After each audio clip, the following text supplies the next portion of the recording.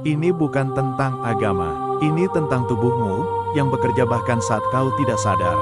Tentang otak yang berpikir tanpa henti, namun jarang bertanya untuk apa ia hidup. Tentang sebuah gua sunyi yang justru mengubah arah manusia. Dan tentang satu perintah sederhana, yang jika benar-benar dipahami, akan mengubah caramu memandang ilmu, tubuh, dan dunia. Sebelum membaca dunia, ada sesuatu dalam dirimu yang harus dibaca terlebih dahulu. Mengapa setiap perubahan besar selalu dimulai dari diam? Di tempat paling sunyi itulah, perubahan besar selalu dimulai. Gua Hiro bukan ruang kosong. Ia adalah ruang pemulihan kesadaran. Dalam sains, otak manusia hanya mampu memproses makna terdalam saat kebisingan diredam. Saat dunia luar berhenti menekan, bagian terdalam diri mulai berbicara. Seperti benih yang tumbuh di tanah gelap, dan embrio yang berkembang dalam rahim sunyi, kesadaran manusia pun lahir dari keheningan. Sunyi bukan ketiadaan, ia adalah persiapan. Bagaimana jika membaca bukan soal huruf, tapi soal kesadaran?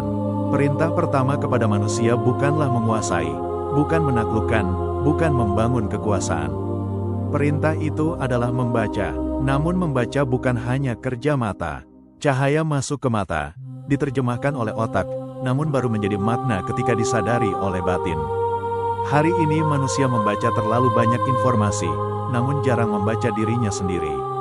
Ia tahu banyak hal tentang dunia, namun asing terhadap arah hidupnya.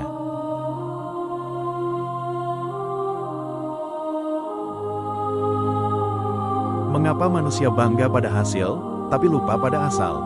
Dalam biologi, manusia bermula dari satu sel kecil.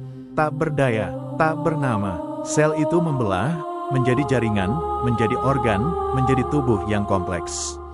Kesempurnaan tidak lahir dari kesombongan, melainkan dari proses panjang yang sunyi. Namun semakin tinggi manusia berdiri, semakin sering ia lupa bahwa ia berasal dari kerendahan. Ilmu sejati seharusnya membuat manusia merunduk, bukan meninggi. Jika alam terus memberi tanda, mengapa kita baru percaya saat terluka?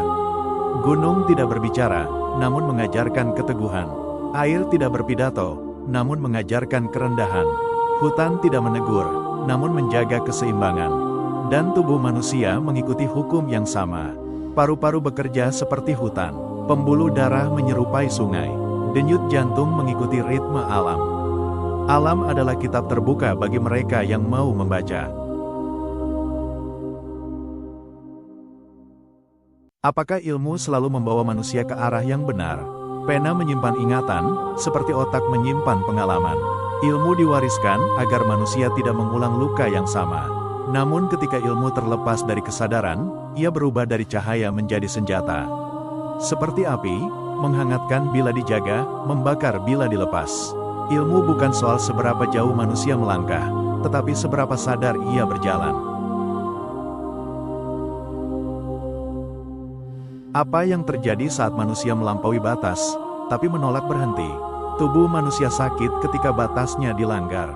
Bumi pun sama, jantung yang dipaksa bekerja tanpa henti akan runtuh. Tanah yang diperas tanpa jeda akan mati. Sains tidak sedang menentang makna spiritual. Ia justru mengingatkan manusia tentang pentingnya keseimbangan. Karena kehidupan selalu berpihak pada yang tahu kapan harus berhenti. Di mana tempat sunyi kita hari ini, ketika dunia tak pernah diam? Setiap manusia memiliki gua hero-nya sendiri. Bukan di gunung, bukan di peta, melainkan ruang sunyi di dalam diri tempat ia berhenti berlari dan mulai jujur. Seperti tubuh yang menyembuhkan dirinya saat tidur, jiwa pun pulih saat diam. Sunyi bukan pelarian, ia adalah pulang. Jika kamu sudah membaca segalanya, mengapa masih merasa kosong? Wahyu pertama tidak berhenti di masa lalu. Ia hidup di tubuhmu, di napasmu, di kesadaranmu. Membaca bukan untuk menjadi lebih tinggi, tetapi lebih utuh. Dan ketika manusia benar-benar membaca dirinya, tubuhnya, dan alam, ia tidak lagi merasa asing di dunia. Karena ia tahu, hidup bukan sekadar berjalan ke depan, melainkan perjalanan pulang.